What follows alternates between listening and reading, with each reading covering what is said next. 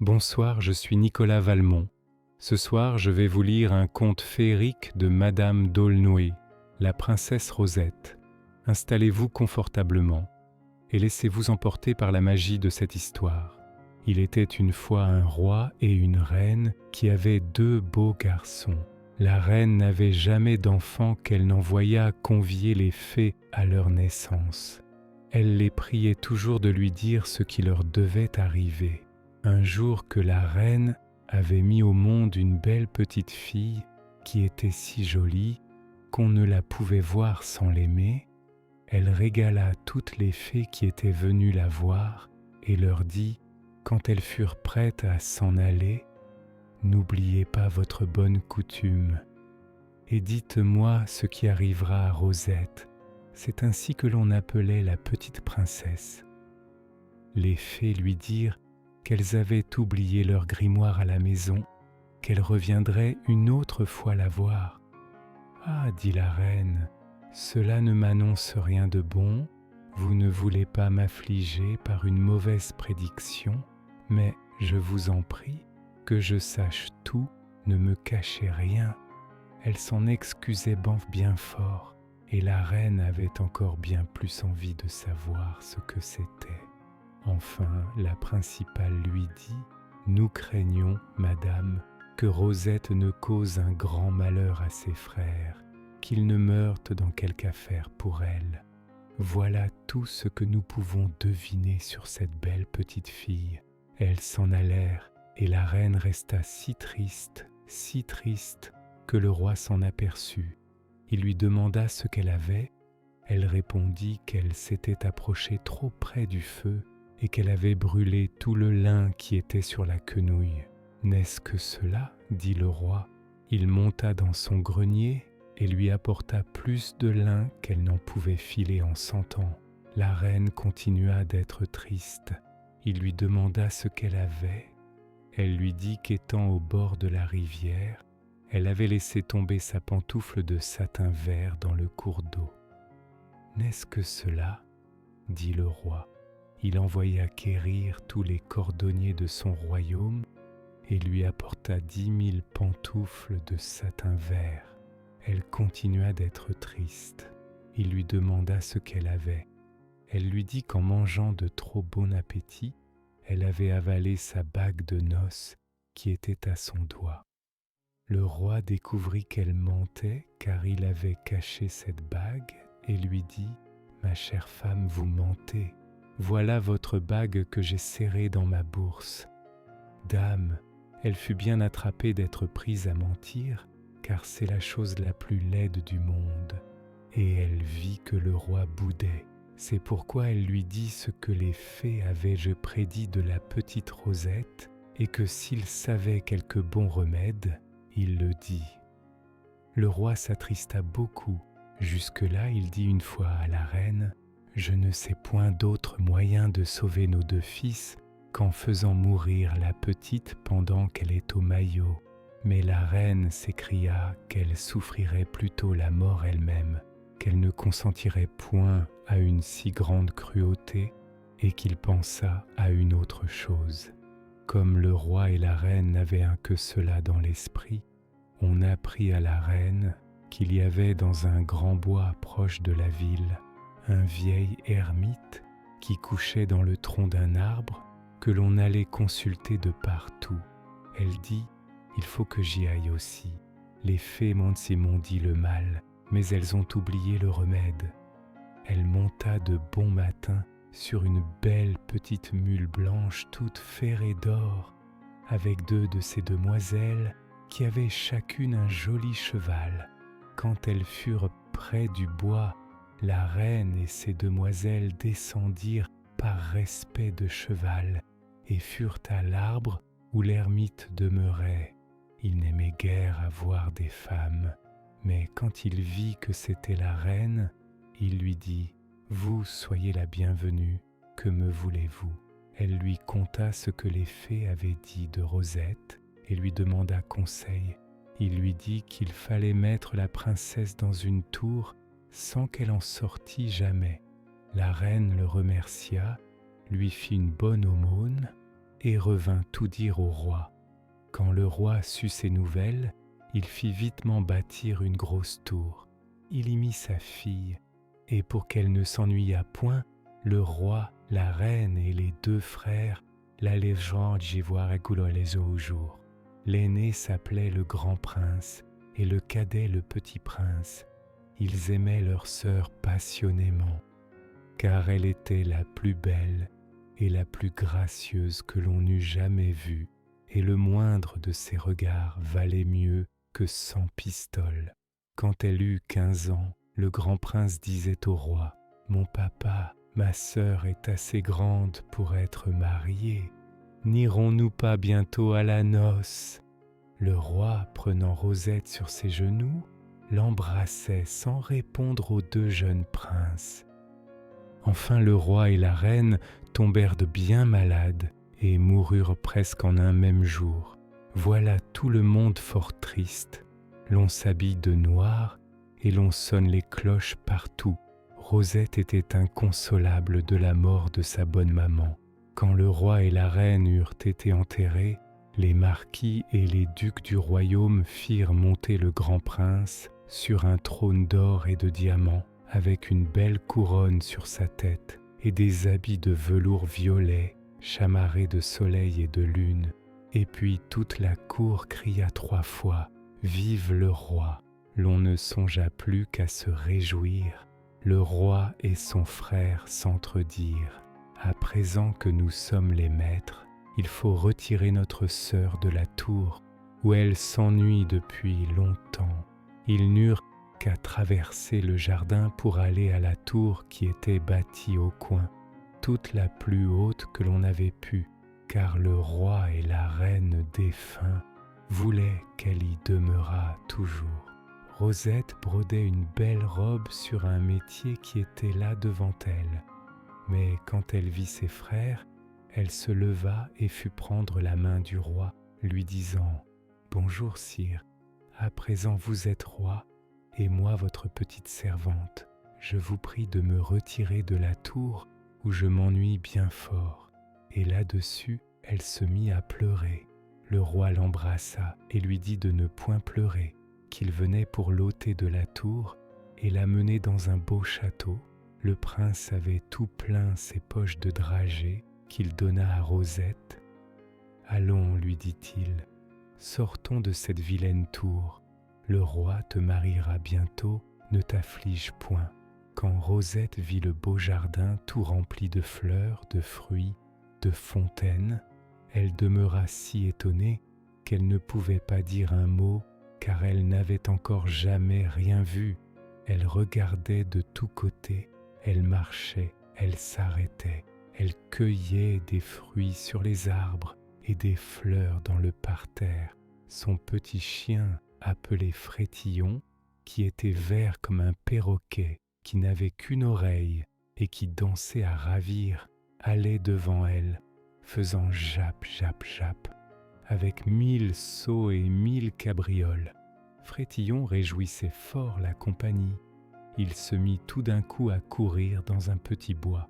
La princesse le suivit, et jamais l'on n'a été plus émerveillé qu'elle le fut de voir dans ce bois un grand pont qui faisait la roue et qui lui parut si beau, qu'elle n'en pouvait retirer ses yeux. Le roi et le prince arrivèrent auprès d'elle et lui demandèrent à quoi elle s'amusait. Elle leur montra le pont et leur demanda ce que c'était que cela. Ils lui dirent que c'était un oiseau dont on mangeait quelquefois. « Quoi ?» dit-elle. « L'on ose tuer un si bel oiseau et le manger. Je vous déclare que je ne me marierai jamais qu'au roi des ponts, et quand j'en serai la reine, j'empêcherai bien que l'on en mange. L'on ne peut dire l'étonnement du roi. Mais, ma sœur, lui dit-il, où voulez-vous que nous trouvions le roi des ponts? Où il vous plaira, sire, mais je ne me marierai qu'à lui. » Après avoir pris cette résolution, les 2 frères l'emmenèrent à leur château, où il fallut apporter le pont et le mettre dans sa chambre, car elle l'aimait beaucoup. Toutes les dames qui n'avaient point vu Rosette accoururent pour la saluer et lui faire la cour. Les unes lui apportaient des confitures, les autres du sucre, les autres des robes d'or, de beaux rubans, des poupées, des souliers en broderie, des perles, des diamants. On la régalait partout, et elle était si bien apprise, si civile, baisant la main, faisant la révérence quand on lui donnait quelque belle chose, qu'il n'y avait personne qui ne s'en retournât content. Pendant qu'elle causait avec bonne compagnie, le roi et le prince songeaient à trouver le roi des ponts, s'il y en avait un au monde. Ils s'avisèrent qu'il fallait faire un portrait de la princesse Rosette, et ils le firent faire si beau qu'il ne lui manquait que la parole, et lui dirent « Puisque vous ne voulez épouser que le roi des ponts, nous allons partir ensemble et vous l'allez chercher par toute la terre. Si nous le trouvons, nous serons bien aises. Prenez soin de notre royaume en attendant que nous revenions. » Rosette les remercia de la peine qu'ils prenaient. Elle leur dit qu'elle gouvernerait bien le royaume et qu'en leur absence, tout son plaisir serait de regarder le beau pont et de faire danser Frétillon. Ils ne purent vain s'empêcher de pleurer en se disant adieu. Voilà les deux princes partis qui demandaient à tout le monde « Ne connaissez-vous point le roi des ponts ?» Chacun disait « Non, non », comme cela ils allèrent si loin, que personne n'a jamais été si loin. Ils arrivèrent au royaume des hannetons. Il ne s'en est point encore tant vu. Il faisait un si grand bourdonnement que le roi avait peur de devenir sourd. Il demanda à celui de tous qui lui parut le plus raisonnable s'il ne savait point en quel endroit il pourrait trouver le roi des ponts. « Sire, lui dit le hanneton, son royaume est à 30 000 lieues d'ici. Vous avez pris le plus long pour y aller. »« Et comment savez-vous cela ?» dit le roi. « C'est, répondit le hanneton, que nous vous connaissons bien et que nous allons tous les ans passer 2 ou 3 mois dans vos jardins. » Voilà le roi et son frère qui embrassent le hannetou bras dessus, bras dessous. Ils se firent grande amitié et dînèrent ensemble. Ils virent avec admiration toutes les curiosités de ce pays-là où la plus petite feuille d'arbre vaut une pistole.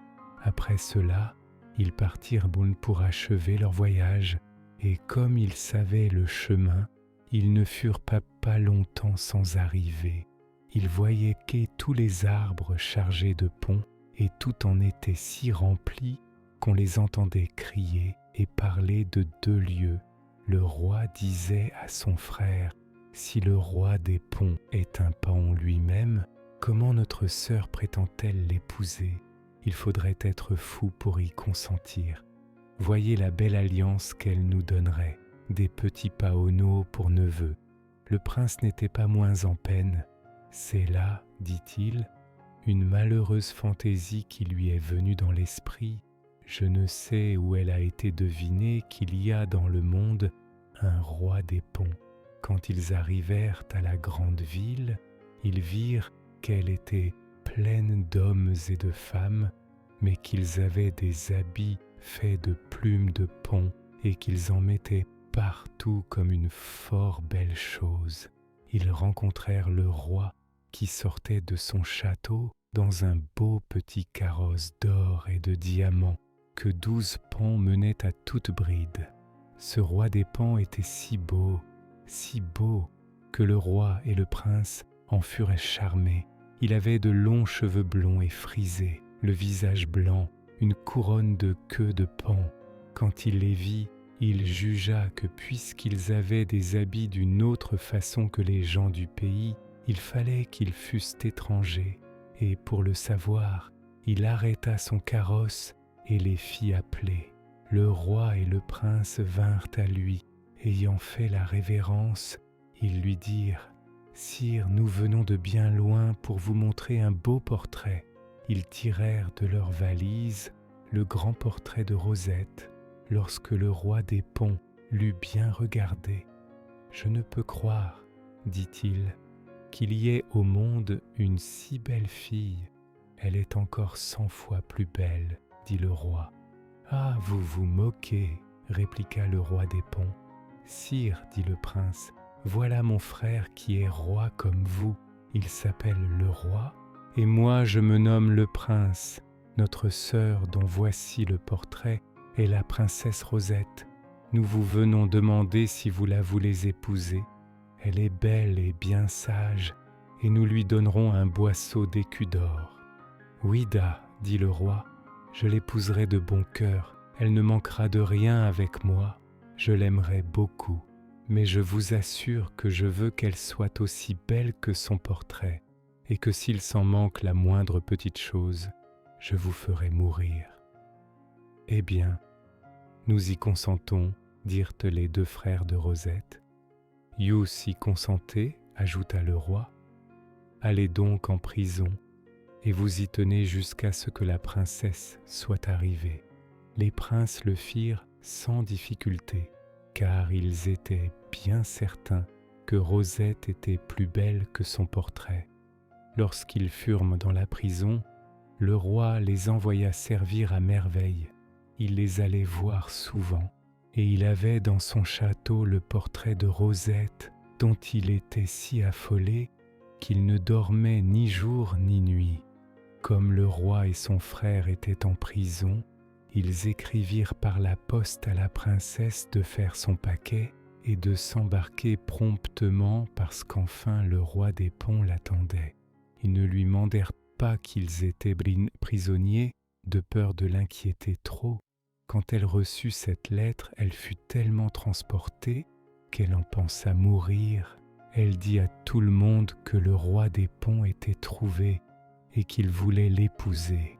On alluma des feux de joie, on tira le canon, l'on mangea des dragées et du sucre partout, l'on donna à tous ceux qui vinrent voir la princesse pendant 3 jours une beurrée de confiture et de l'hypocras. Après qu'elle eut fait ainsi des libéralités, elle laissa ses belles poupées à ses bonnes amies et le royaume de son frère entre les mains des plus sages vieillards de la capitale. Elle leur recommanda bien d'avoir soin de tout, de ne guère dépenser, d'amasser de l'argent pour le retour du roi. Elle les pria de conserver son pont et ne voulut mener avec elle que sa nourrice et sa sœur de lait, avec le petit chien vert Frétillon. Elles se mirent dans un bateau sur la mer. Elles portèrent le boisseau d'écus d'or et des habits pour 10 ans à en changer 2 fois par jour. Elles ne faisaient que rire et chanter. La nourrice demandait au batelier « Approchons-nous du royaume des ponts ?» Il lui disait « Non, non ». Une autre fois, elle lui demandait « Approchons-nous ?» Il lui disait « Bientôt, bientôt ». Une autre fois, elle lui dit « Approchons-nous ?» Il répliqua « Oui, oui ». Et quand il eut dit cela, elle se mit au bout du bateau, assise auprès de lui, et lui dit « Si tu veux, tu seras riche à jamais ». Il répondit « Je le veux bien ». Elle continua « Si tu veux, tu gagneras de bonnes pistoles ». Il répondit « Je ne demande pas mieux ». « Eh bien, dit-elle, il faut que cette nuit, pendant que la princesse dormira, tu m'aides à la jeter dans la mer. Après qu'elle sera noyée, j'habillerai ma fille de ses beaux habits et nous la mènerons au roi des ponts qui sera bien aise de l'épouser. Et pour ta récompense, nous te donnerons ton plein cou chargé de diamants. » Le batelier fut bien étonné de ce que lui proposait la nourrice. Il lui dit que c'était dommage de noyer une si belle princesse qu'elle lui faisait pitié, mais elle prit une bouteille de vin et le fit tant boire qu'il ne savait plus la refuser. La nuit étant venue, la princesse se coucha comme elle avait accoutumé. Son petit Frétillon était joliment couché au fond du lit, sans remuer ni pied ni patte. Rosette dormait de toute sa force, quand la méchante nourrice, qui ne dormait pas, s'en alla querir le batelier. Elle le fit entrer dans la chambre de la princesse, puis sans la réveiller, il la prit rente avec son lit de plumes, son matelas, ses draps, ses couvertures. La sœur de lait aidait de toute sa force. Ils jetèrent tout cela dans la mer, et la princesse dormait de si bon sommeil qu'elle ne se réveilla point. Mais ce qu'il y eut d'heureux, c'est que son lit de plumes était fait de plumes de phénix, qui sont fort rares et qui ont cette propriété qu'elles ne vont jamais au fond de l'eau, de sorte qu'elle nageait dans son lit comme si elle eût été dans un bateau. L'eau pourtant mouillait peu à peu son lit de plumes, puis le matelas, et Rosette, sentant de l'eau, ne savait ce que cela voulait dire. Comme elle se tournait d'un côté sur l'autre, Frétillon s'éveilla. Il avait le nez excellent. Il sentait les saules et les morues de si près qu'il se mit à japper tant qu'il éveilla tous les autres poissons. Ils commencèrent à nager. Les gros poissons donnaient de la tête contre le lit de la princesse, qui, ne tenant à rien, tournait et retournait comme une pirouette. Dame, elle était bien étonnée. « Est-ce que notre bateau danse sur l'eau ?» disait-elle. « Je n'ai point habitude d'être si mal à mon aise que je suis cette nuit. » Et toujours Frétillon qui jappait et qui faisait une vie de désespéré. La méchante nourrice et le batelier l'entendaient de bien loin et disaient « Voilà ce petit drôle de chien qui boit avec sa maîtresse à notre santé. Dépêchons-nous d'arriver, car ils étaient tout près de la ville du roi des Ponts. Il avait envoyé au bord de la mer 100 carrosses tirées par toutes sortes de bêtes rares. Il y avait des lions, des ours, des cerfs, des loups, des chevaux, des bœufs, des ânes, des aigles, des paons. Le carrosse où la princesse Rosette devait prendre place était traîné par 6 singes bleus qui sautaient, qui dansaient sur la corde, qui faisaient 1000 tours agréables. Ils avaient de beaux harnais de velours cramoisi avec des plaques d'or. On voyait 60 jeunes demoiselles que le roi avait choisies pour la divertir. Elles étaient habillées de toutes sortes de couleurs, et l'or et l'argent étaient la moindre chose. La nourrice avait pris grand soin de parer sa fille. Elle lui mit les diamants de Rosette à la tête et partout, ainsi que sa plus belle robe. Mais elle était avec ses ajustements plus laides qu'une guenon, ses cheveux d'un noir gras, les yeux de travers, les jambes tortues, une grosse bosse au milieu du dos, de méchante humeur et maussade qui grognait toujours. Quand tous les gens du roi des Ponts la virent sortir du bateau, ils demeurèrent si surpris qu'ils ne pouvaient parler. « Qu'est-ce que cela ?» dit-elle. « Est-ce que vous dormez ? Allons, allons, que l'on m'apporte à manger. Vous êtes de bonnes canailles. Je vous ferai tous pendre. » À cette nouvelle, il se disait « Quelle vilaine bête ! Elle est aussi méchante que laide. Voilà notre roi bien marié. Je ne m'étonne point. Ce n'était pas la peine de la faire venir du bout du monde. Elle faisait toujours la maîtresse. Et pour moins que rien, elle donnait des soufflets et des coups de poing à tout le monde. Comme son équipage était fort grand, elle allait doucement. Elle se carrait comme une reine dans son carrosse. Mais tous les ponts qui s'étaient mis sur les arbres pour la saluer en passant et qui avaient résolu de crier « Vive la belle reine Rosette !» Quand ils l'aperçurent, si horrible, ils criaient « Fi, fi, qu'elle est laide !» Elle enrageait de dépit et disait à ses gardes « Tuez ces coquins de ponts qui me chantent injures !» Les ponts s'envolaient bien vite et se moquaient d'elle. Le fripon de batelier qui voyait tout cela disait tout bas à la nourrice « Commère, nous ne sommes pas bien, votre fille devrait être plus jolie. » Elle lui répondit « Tais-toi, étourdi, tu nous porteras malheur. » L'on alla avertir le roi que la princesse approchait. Eh bien, dit-il, ses frères m'ont-ils dit vrai? Est-elle plus belle que son portrait? Sire, dit-on, c'est bien assez qu'elle soit aussi belle. Oui, dit le roi, j'en serais bien content, allons la voir. Car il entendit par le grand bruit que l'on faisait dans la cour qu'elle arrivait, et il ne pouvait rien distinguer de ce que l'on disait, sinon fi, qu'elle est laide. Il crut qu'on parlait de quelque naine ou de quelque bête qu'elle avait peut-être amenée avec elle, car il ne pouvait lui entrer dans l'esprit que ce fût effectivement d'elle-même. L'on portait le portrait de Rosette au bout d'un grand bâton tout découvert, et le roi marchait gravement après, avec tous ses barons et tous ses ponts, puis les ambassadeurs des royaumes voisins. Le roi des Pans était impatient de voir sa chère Rosette. Dame, quand il l'aperçut, il faillit mourir sur place. Il se mit dans la plus grande colère du monde.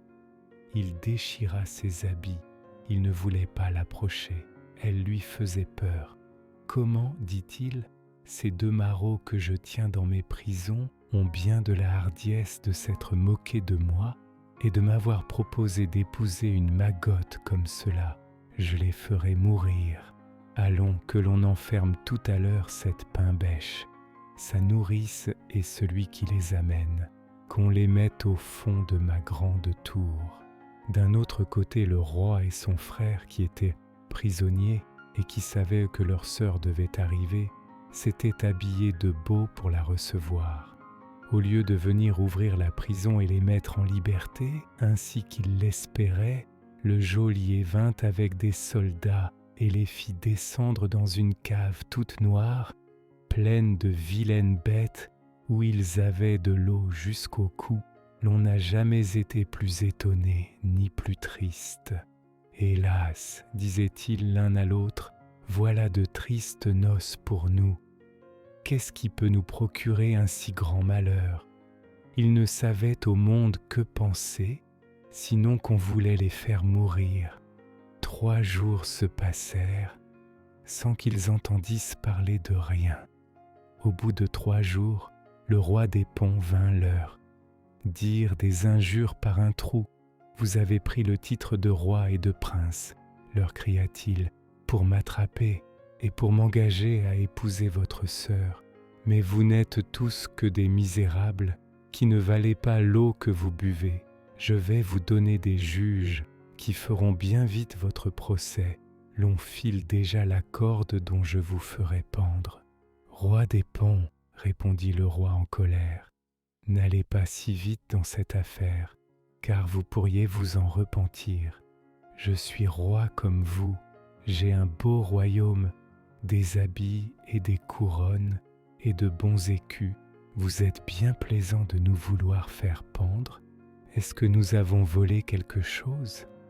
Quand le roi l'entendit parler si résolument, il ne savait où il en était, et il avait quelquefois envie de les laisser aller avec leur sœur sans les faire mourir. Mais son confident, qui était un vrai flatteur, l'encouragea, lui disant que s'il ne se vengeait, tout le monde se moquerait de lui et qu'on le prendrait pour un petit roitelet. Il jura de ne leur point pardonner et il commanda que l'on fît leur procès. Cela ne dura guère, il n'y eut qu'à voir le portrait de la véritable princesse Rosette auprès de celle qui était venue et qui disait l'être, de sorte qu'on les condamna d'avoir le col coupé comme étant menteurs, puisqu'ils avaient promis une belle princesse au roi et qu'ils ne lui avaient donné qu'une laide paysanne. L'on fut à la prison en grand appareil leur lire cet arrêt, et ils s'écrièrent qu'ils n'avaient point menti, que leur sœur était princesse, et plus belle que le jour, qu'il y avait quelque chose là-dessous qu'ils n'entendaient pas, et qu'ils demandaient encore 7 jours avant qu'on les fît mourir. Le roi des Ponts, qui était fort en colère, eut bien de la peine à leur accorder cette grâce, mais enfin il y consentit. Pendant que toutes ces affaires se passaient à la cour, il faut dire quelque chose de la pauvre princesse Rosette. Dès qu'il fut jour, elle demeura bien étonnée, et Frétillon aussi, de se voir au milieu de la mer sans bateau et sans secours. Elle se prit tant à pleurer qu'elle faisait pitié à tous les poissons. Assurément, disait-elle, j'ai été jetée dans la mer par l'ordre du roi des ponts. Il s'est repenti de m'épouser, et pour se défaire de moi, il m'a fait noyer. Là-dessus, elle pleurait plus fort, car elle ne pouvait s'empêcher de penser à ses frères qui l'aimaient tant. Elle demeura 2 jours ainsi flottante d'un côté et de l'autre de la mer, mouillée jusqu'aux os, enrhumée à mourir et presque transie, si ce n'avait été le petit Frétillon qui lui réchauffait un peu le cœur, elle serait morte 100 fois, elle avait une faim épouvantable. Elle vit des huîtres, elle en prit tant qu'elle en voulut, et elle en mangea. Frétillon ne les aimait guère, il fallut pourtant bien qu'il s'en nourrit. Quand la nuit venait, la grande peur prenait à Rosette, et elle disait à son chien, « Frétillon, jappe toujours, de crainte que les sols ne nous mangent. » Il avait jappé toute la nuit, et le lit de la princesse n'était pas bien loin du bord de l'eau. En ce lieu-là, il y avait un bon vieillard qui vivait tout seul dans une petite chaumière où personne n'allait jamais. Il était fort pauvre et ne se souciait pas des biens du monde. Quand il entendit japper Frétillon, il fut tout étonné. Il crut que quelques voyageurs se seraient égarés et sortis pour les remettre charitablement dans leur chemin. Tout d'un coup, il aperçut la princesse et Frétillon qui flottaient sur la mer, et la princesse le voyant lui cria « Bon vieillard, sauvez-moi, car je périrai ici. Il y a 2 jours que je languis. » Lorsqu'il l'entendit parler si tristement, il en eut grande pitié et rentra dans sa maison pour prendre un long crochet. Il s'avança dans l'eau jusqu'au cou et pensa 2 ou 3 fois être noyé. Enfin, il tira tant qu'il amena le lit jusqu'au bord de l'eau. Rosette et Frétillon furent bien aises d'être sur la terre. Elle remercia bien fort le bonhomme et prit sa couverture dont elle s'enveloppa. Puis, toute nu-pieds, elle entra dans la chaumière où il lui alluma un petit feu de paille sèche et tira de son coffre le plus bel habit de feu, sa femme avec des bas et des souliers, dont la princesse s'habilla. Ainsi vêtue en paysanne, elle était belle comme le jour. Le vieillard voyait bien que Rosette était quelque grande dame, car les couvertures de son lit étaient toutes d'or et d'argent, et son matelas de satin. Il la pria de lui conter son histoire, et qu'il n'en dirait mot si elle voulait. Elle lui apprit tout d'un bout à l'autre, pleurant bien fort, car elle croyait toujours que c'était le roi des ponts qui l'avait fait noyer. « Comment ferons-nous, ma fille ?» lui dit le vieillard. « Vous êtes une si grande princesse, accoutumée à manger de bons morceaux, et moi je n'ai que du pain noir et des raves. Vous allez faire méchante chère, et si vous m'en vouliez croire, j'irais dire au roi des ponts que vous êtes ici. Certainement, s'il vous avait vu, il vous épouserait. » « Ah, c'est un méchant, dit Rosette, il me ferait mourir.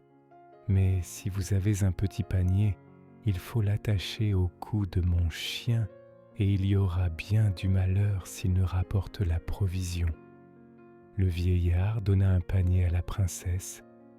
Elle l'attacha au cou de Frétillon et lui dit « Va-t'en au meilleur pot de la ville et me rapporte ce qu'il y a dedans. » Frétillon court à la ville. Comme il n'y avait point de meilleur pot que celui du roi, il entre dans sa cuisine, il découvre le pot, prend adroitement tout ce qui était dedans et revient à la maison. Rosette lui dit « Retourne à l'office et prends ce qu'il y aura de meilleur. » Frétillon retourne à l'office et prend du pain blanc, du vin muscat, toutes sortes de fruits et de confitures. Il était si chargé qu'il n'en pouvait plus. Quand le roi des ponts voulut dîner, il n'y avait rien dans son pot ni dans son office, chacun se regardait. et le roi était dans une colère horrible. « Eh bien, dit-il, je ne dînerai point, mais que ce soir on mette la broche au feu, et que j'ai de bons rots. » Le soir étant venu, la princesse dit à Frétillon, « Va-t'en à la ville, entre dans la meilleure cuisine, et m'apporte de bons rots. » Frétillon fit comme sa maîtresse lui avait commandé, et ne sachant point de meilleure cuisine que celle du roi, il y entra tout doucement, pendant que les cuisiniers avaient le dos tourné. Il prit tout le rot qui était à la broche, d'une mine excellente, et à voir seulement faisait appétit. Il rapporta son panier plein à la princesse, elle le renvoya aussitôt à l'office, et il apporta toutes les compotes et toutes les dragées du roi. Le roi, qui n'avait pas dîné, ayant grand faim, voulut souper de bonne heure, mais il n'y avait rien. Il se mit dans une colère effroyable et s'alla coucher sans souper. Le lendemain, au dîner et au souper, il en arriva tout autant, de sorte que le roi resta 3 jours sans boire ni manger, parce que quand il allait se mettre à table, l'on trouvait que tout était pris. Son confident, fort en peine, craignant la mort du roi, se cacha dans un petit coin de la cuisine, et il avait toujours les yeux sur le pot qui bouillait.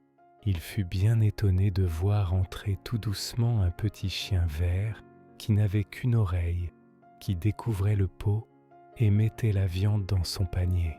Il le suivit pour savoir où il irait. Il le vit sortir de la ville. Le suivant toujours, il fut chez le bon vieillard. Il revint en diligence tout conter au roi. Le roi demeura bien étonné. Il dit qu'on l'alla querir. Le confident, pour faire sa cour, y voulut aller lui-même et mena des archers. Ils le trouvèrent qui dînait avec la princesse et qu'il mangeait le bouilli du roi. Il les fit prendre et lier de grosses cordes, et Frétillon aussi.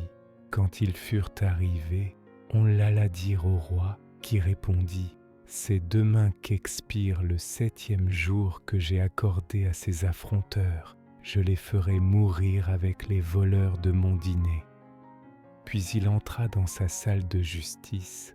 Le vieillard se mit à genoux et dit qu'il allait lui conter tout.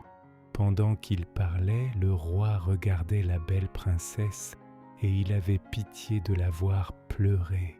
Puis, quand le bonhomme eut déclaré que c'était elle qui se nommait la princesse Rosette, qu'on avait jetée dans la mer, malgré la faiblesse où il était d'avoir été si longtemps sans manger, il fit 3 sauts tout de suite et courut l'embrasser et lui détacher les cordes dont elle était liée, lui disant qu'il l'aimait de tout son cœur. On fut en même temps querir les princes qui croyaient que c'était pour les faire mourir et qui venaient fort tristes, baissant la tête. L'on alla de même querir la nourrice et sa fille. Quand ils se virent, ils se reconnurent tous. Rosette sauta au cou de ses frères. La nourrice et sa fille, avec le batelier, se jetèrent à genoux et demandèrent grâce. La joie était si grande que le roi leur pardonna et le bon vieillard fut récompensé largement. Il demeura toujours dans le palais. Enfin, le roi des ponts fit toutes sortes de satisfactions au roi et à son frère, témoignant sa douleur de les avoir maltraités. La nourrice rendit à Rosette ses beaux habits et son boisseau d'écus d'or, et la noce dura 15 jours. Tout fut content, jusqu'à Frétillon, qui ne mangeait plus que des ailes de perdrix. Le ciel veille pour nous, et lorsque l'innocence se trouve en un pressant danger, il sait embrasser sa défense, la délivrer et la venger. À voir la timide Rosette, ainsi qu'un alcyon dans son petit berceau, au gré des vents voguer sur l'eau, on sent en sa faveur une pitié secrète. On craint qu'elle ne trouve une tragique fin au milieu des flots abîmés et qu'elle n'aille faire un fort léger festin à quelque baleine affamée. Sans le secours du ciel, sans doute elle eût péri. Frétillon sut jouer son rôle contre la morue et la sole, et quand il s'agissait aussi de nourrir sa chère maîtresse, il en est bien en ce temps-ci qui voudrait rencontrer des chiens de cette espèce. Rosette échappée au naufrage, aux auteurs de ces mots, accorde le pardon, ô vous à qui l'on fait outrage, qui voulez en tirer raison, apprenez qu'il est beau de pardonner l'offense, après que l'on a su vaincre ses ennemis et qu'on en peut tirer une juste vengeance. C'est ce que notre siècle admire dans Louis.